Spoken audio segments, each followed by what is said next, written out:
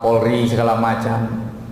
Ketika sekarang penamu tajam, mulut lidahmu didengar orang, potensimu hebat, pertaruhkan di hadapan Allah secara pribadi Anda. Akulah pejuang di dalammu ya Allah.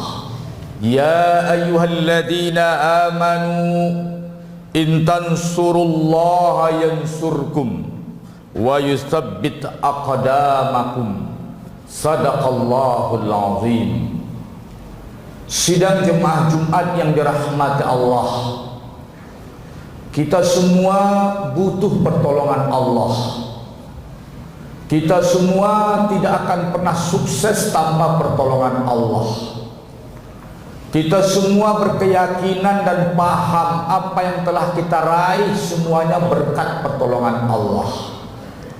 Kita semua akan gagal tanpa pertolongan Allah. Maka dalam hal ini Allah berwasiat dalam surat Muhammad ayat 8, surat 47 ayat 8. Ya ayyuhalladzina amanu, wahai orang-orang yang beriman. Tentu saja semua kita adalah orang-orang yang disebutkan dalam ayat ini. Kita ada yang kaya beriman, pejabat beriman, polisi beriman, tentara beriman, rakyat beriman, pedagang beriman, pengusaha beriman, rakyat beriman. Semua kita ingin termasuk hal yang disebutkan Allah orang beriman. Ya ayyuhalladzina amanu, wahai orang-orang yang beriman. Ibnu Abbas mengatakan setiap ayat yang dimulai dengan ya ayyuhalladzina amanu biasanya disusul dengan perintah dan larangan. Kalau tidak perintah dan larangan berarti ada persoalan penting. Maka persoalan penting adalah persyarat untuk mendapat pertolongan Allah. In tansurullah yansurkum. Jika engkau membela agama Allah, engkau membela Allah, membela Rasul, membela agamanya, membela syariat, membela Al-Quran, membela sunnah, yansurkum, dipastikan Allah menolong kalian. Allah jadi pembela kalian. Sidang jemaah Jumat yang dirahmati Allah, maka kesimpulannya syarat Anda sukses dapat pertolongan Allah, Anda mesti jadi pejuang. Anda wajib jadi pejuang. Anda tidak boleh goyang, dituduh macam-macam, difitnah berbagai macam oleh pembenci Islam karena Anda jadi seorang pejuang. Karena tantangan dari seorang pejuang difitnah, dituduh fundamentalis, dituduh teroris macam-macam. Anda jangan terhenti, jangan galau karena tuduhan itu. Pastikan diri Anda pejuang di mata Allah supaya Allah memastikan juga Anda mendapat pertolongannya. In tansurullah yansurkum wa yutsabbit aqdamakum. Akan dimantapkan posisi kamu, akan dimantapkan kondisi kamu, aqdamakum, kakimu, kuda-kudamu, mantap posisimu, dipastikan oleh Allah. Artinya apa? Kalimat dimantapkan posisimu setelah Anda memenuhi syarat jadi pejuang dan dapat pertolongan Allah. Dengan pertolongan Allah Anda dimantapkan di muka bumi ini oleh Allah Subhanahu wa ta'ala. Tapi penyakitnya hari ini, Anda ini ada yang anti jadi pejuang terhadap pejuang, ada yang ingin berjuang tapi malu-malu, ada yang ingin mengakui perjuangan tapi Anda segan, terikat posisi, terikat ocehan orang, pandangan orang, dan yang lainnya. Anda korbankan pandangan Allah. Seperti peristiwa Abu Talib, takut isu yang terjadi di tengah Quraisy, dia tidak mau ucapkan kalimat la ilaha illallah dan meninggal dalam kondisi kufur pada Allah. Sidang jemaah Jumat yang dirahmati Allah, maka kalau Anda sudah dipastikan berhak mendapat pertolongan Allah, baru Anda dimantapkan dimantapkan Allah di muka bumi dan di akhirat. Kalimat yansurkum jawaban dari kalimat in. Syarat, syaratnya Anda mendapat pertolongan, Anda berjuang untuk agama Allah, maka yansurkum, Anda dibantu oleh Allah, ditolong oleh Allah, yaitu dalam segala hal. Tidak hanya dalam konteks perperangan melawan musuh, tidak hanya dalam konteks tertentu, dalam segala hal. Ekonomi Anda juga akan dimantapkan, rezeki yang Anda dapat sudah dimantapkan dengan berkahnya, kekurangan Anda akan dimantapkan oleh Allah, dan Anda ditolong dalam segala hal. Apakah bisa dibuktikan bahwasanya jaminan pertolongan Allah itu terhadap pembela agama, terhadap pejuang agama, itu dibuktikan oleh sejarah sidang jemaah Jumat yang dirahmati Allah. Orang khawatir berjuang karena nanti ekonominya tidak terurus. Keliru sidang jemaah yang dirahmati Allah. Maka sidang jemaah, tahukah Anda, di antara sahabat, saya akan sebutkan 5 sahabat terkaya karena dia berjuang dengan Allah Subhanahu wa ta'ala. Dan saya yakin tidak ada di antara Anda yang hadir di masjid ini yang bisa menandingi kekayaan Abdurrahman bin Auf ketika dia meninggal dunia.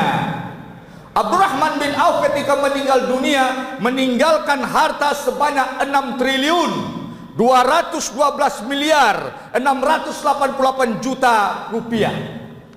6 triliun 212 miliar 688 juta rupiah.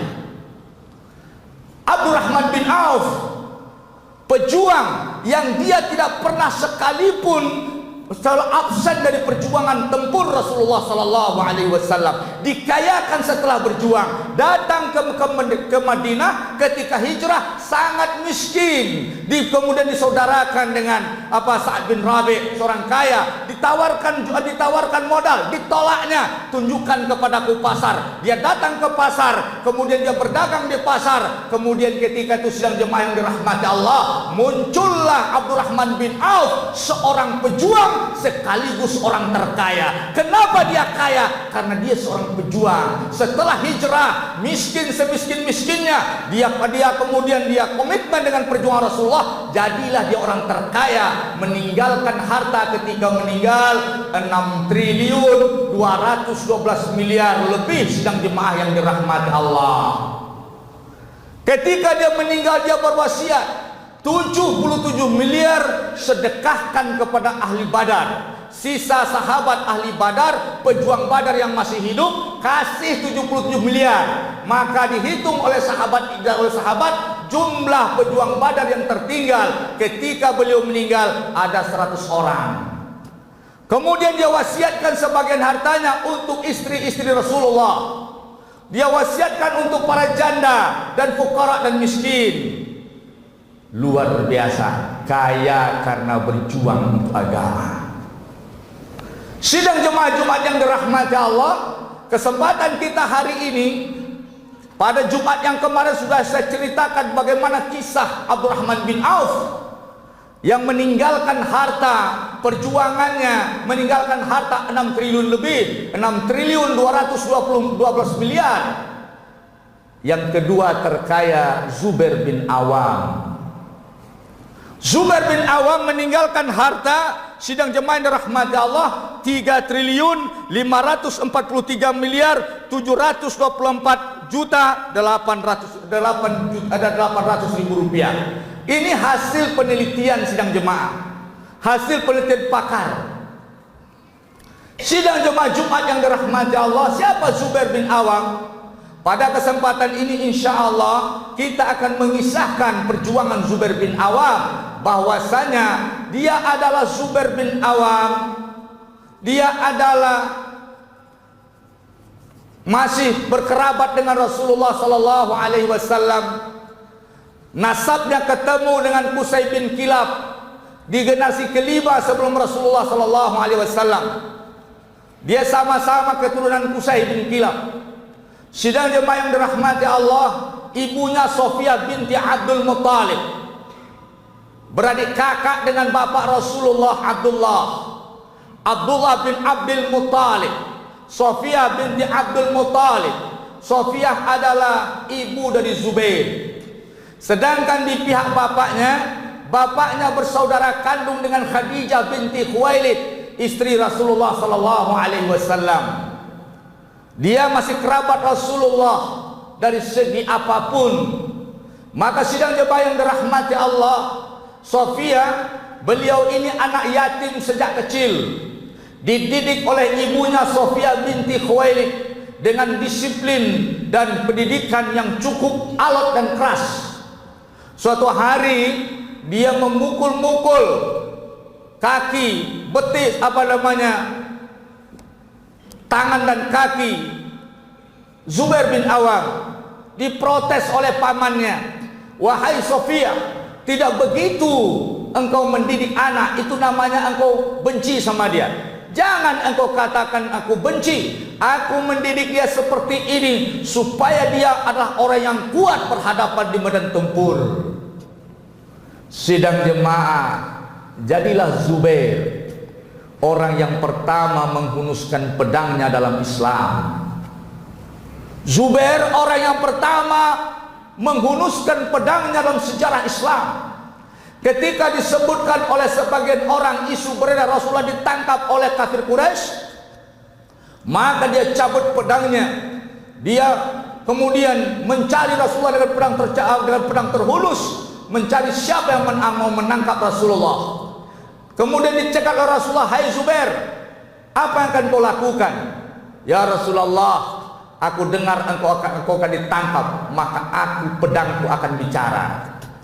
Maka ketika itu Rasulullah menenangkan Zubair. Maka tercatat dalam sejarah, Zubair adalah orang yang pertama menghunuskan pedang. Diambil pedangnya oleh Rasulullah, didoakan Zubair dengan pedangnya. Sidang jemaah yang dirahmati Allah, ketika ada kasus dengan Bani Quraisyah, belum ada yang berani. Ketika Rasulullah bertanya, "Mayyati ilaika mayyatini bi khabar Bani Quraisyah." Siapa yang akan membawa berita Bani Quraisyah kepadaku? Siapa yang akan berani mengurus Bani Quraisyah? Bawa beritanya, berita gembira kepadaku. Menjawab Zubair, sahabat lain diam. "Aku ya Rasulullah."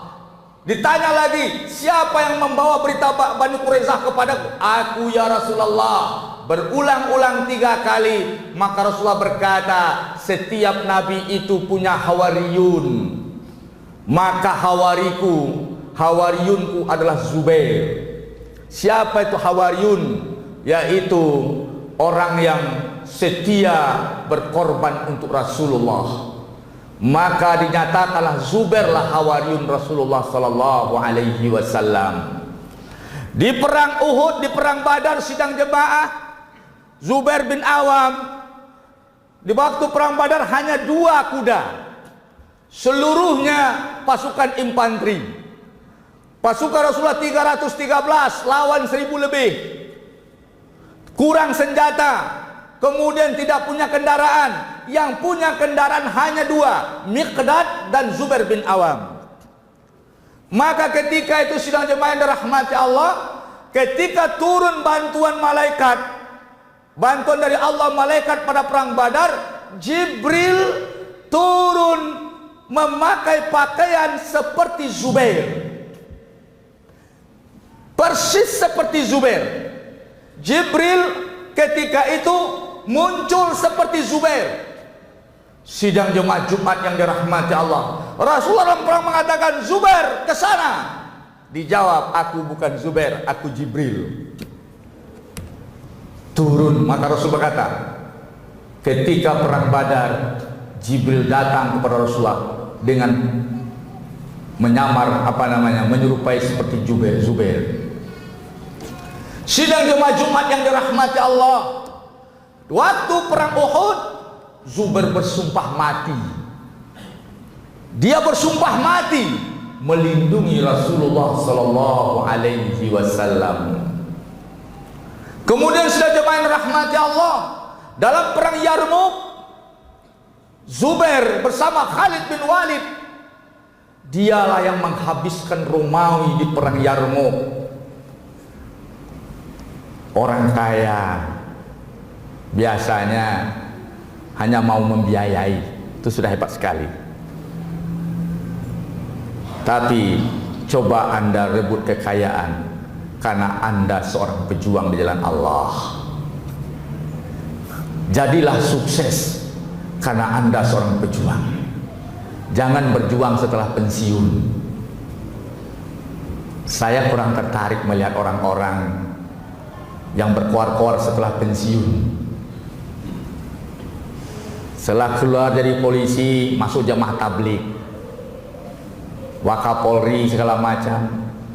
Ketika sekarang penamu tajam, mulut lidahmu didengar orang, potensimu hebat, pertaruhkan di hadapan Allah secara pribadi Anda. Akulah pejuang di jalanmu ya Allah.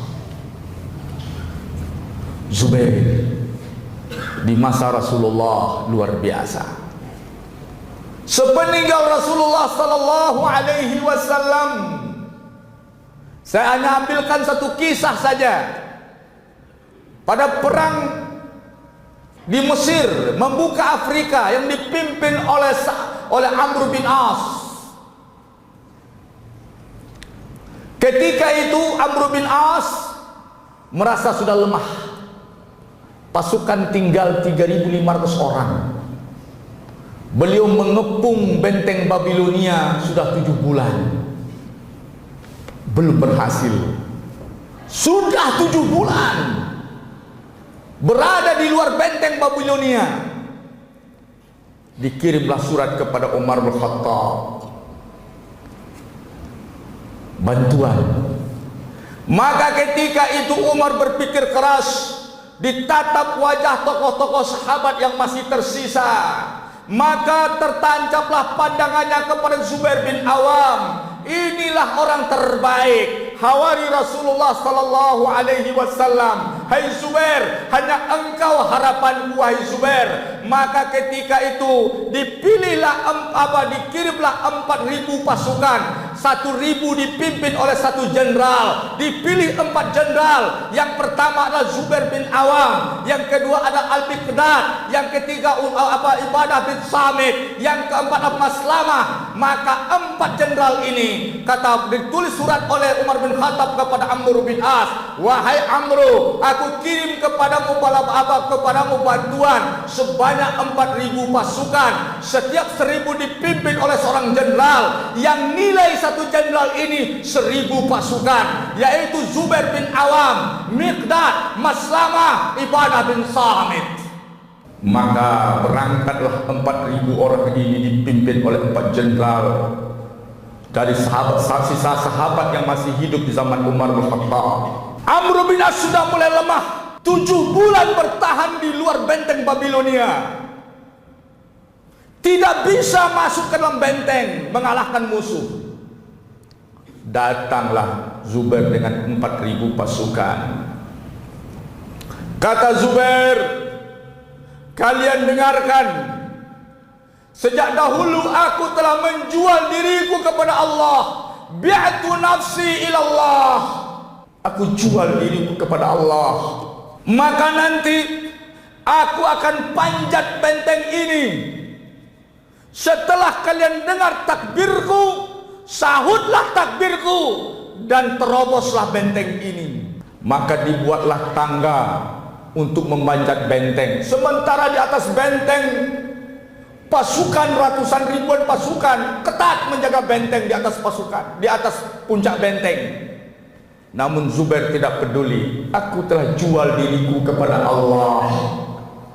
Dia tidak menjual kepada kekayaannya, hartanya untuk Allah. Bi'tu nafsi ilallah.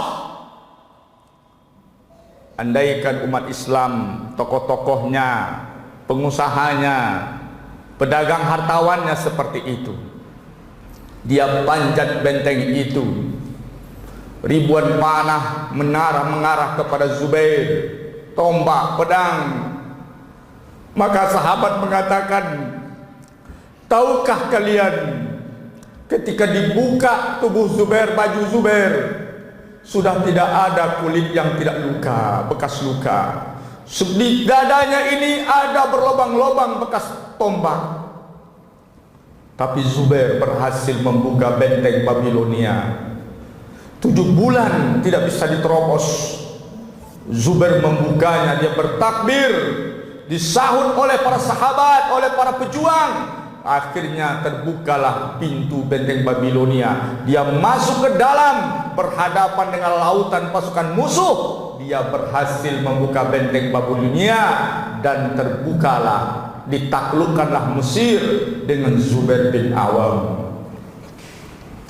Sidang jemaah, akhir dari hayat Zubair, dia terus berjuang sampai kepada zaman Utsman. Walaupun dia mati-matian, luka parah pada perang Mesir, tapi dia tidak syahid. Dia salah satu sahabat yang dijamin masuk surga. Ketika fitnah terjadi antara Ali dengan Muawiyah, Utsman terbunuh oleh para demonstran. Ali bin Abi Thalib dipaksa menggantikan Utsman oleh demonstran menjadi khalifah. Setelah Ali jadi khalifah, demonstran kembali ke tempatnya. Muawiyah tidak terima kematian Utsman bin Affan, karena Utsman anak paman Muawiyah.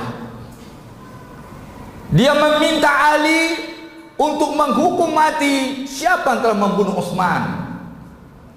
Tapi tidak mudah mencari pembunuh di tengah puluhan ribu orang. Maka Ali hati-hati. Namun emosi massa, fitnah terjadi, terkesan Ali tidak sungguh-sungguh mengatasinya. Sidang jemaah yang dirahmati Allah, turun tanganlah Tolhah dan Zubair dan Bunda Aisyah. Tolhah 10 sahabat yang dijamin masuk surga, Zubair 10 sahabat yang dijamin masuk surga, datang kepada Ali. Ketika itu dia berkata kepada Ali, menyampaikan pesan. Kemudian sampailah gaduh, kemudian sidang jemaah akan terjadi perperangan. Setelah itu Ali berkata kepada Zubair, "Hai Zubair, ingatkah engkau ketika Rasulullah berkata kepadamu, ketika itu kita sedang duduk-duduk bersama Rasulullah, hai Zubair, adakah engkau mencintai Ali?" Engkau menjawab ketika itu, "Aku mencintai Ali karena Ali adalah karib kerabatku." Wahai Zubair, tapi tahukah engkau, kata Rasulullah, kelak engkau akan memerangi Ali, sedangkan engkau berada di pihak yang salah. Inilah masanya Zubair, engkau memerangiku. Mendengar itu nangis Zubair, dia langsung balik, tidak melanjutkannya. Tolhah juga seperti itu, dia pergi meninggalkan Ali. Orang berkata kepada dia, wahai pengecut, kata Zubair, engkau tahu, semua orang tahu aku ini bukan seorang pengecut. Dia terkenal orang yang paling berani. Tapi ketika itu dia orang-orang mengomporinya, engkau pengecut. Kata Zubair, engkau tahu semua orang tahu aku ini pemberani. Semua orang tahu aku pemberani. Maka ketika itu sidang jemaah yang dirahmati Allah, pergilah Zubair pergi sholat. Datang datang seseorang dari Baghdad, dibunuhnya Zubair. Maka kemudian dia bawa buktinya kepada Ali. Menangis Ali. Apa kata Ali? Ketahuilah oleh kalian bahwa Rasulullah bersabda, pembunuh Zubair dalam neraka. Pembunuh Zubair dalam neraka. Kemudian diambil pedangnya oleh Ali. Inilah pedang yang pertama dihunus dalam sejarah Islam. Inilah pedang yang didoakan oleh Rasulullah. Maka Ali sangat sedih dengan kematian Zubair. Kemudian ketika berada di kuburan Zubair, Ali berkata, aku berharap aku, Zubair, Tolhah dan Utsman nanti sama-sama bertemu di surga dan sama-sama bertemu di hadapan Allah Subhanahu wa ta'ala. Sidang jemaah yang dirahmati Allah, maka inilah orang intan surullah yansurkum. Jika engkau bela agama Allah, kamu dikayakan, kamu akan diberikan kekuatan, dan kemudian yansurkum fid dunya wal akhirah. Dia dijamin masuk surga, mulia di dunia dan masuk surga. Kalau tidak dalam rangka mencari ridha Allah, sukses kamu hanya di dunia, mungkin saja sengsara di akhirat. Maka saya sebutkan 3 sahabat lagi yang terkaya. daftar kekayaan saja karena waktu kita. Kemudian Utsman bin Affan, kekayaannya ketika meninggal 2 triliun 532, kemudian 942.750.000 rupiah. Tolhah bin Ubaidillah, kekayaannya 542 miliar 100.500.000 rupiah. Sa'id bin Abi Waqqas, kekayaannya 15 miliar 380.750.000 rupiah. Inilah sahabat-sahabat terkaya yang dikayakan oleh Allah, dimuliakan oleh Allah karena perjuangannya. Maka sidang jemaah yang dirahmati Allah, setelah meninggal pun ketika itu Zubair berpesan kepada anaknya Abdullah, "Hai Abdullah, tolong bayarkan hutang-hutangku." Ketika itu kata, "Kalau engkau tidak sanggup, minta pada waliku." Siapa walimu wahai bapakku? Allah Subhanahu wa taala. Maka ketika ada yang meminta hutang, dia meminta kepada Allah, "Wahai Maula Zubair, tolong mudahkan membayar hutangnya." Ternyata setelah hutang dibayar, datang orang-orang yang mengantarkan titipan harta Zubair yang jumlahnya lebih 3 triliun dan dibagi-bagikan se-Madinah. Fa'tabiru ya ulil absar la'allakum turhamun.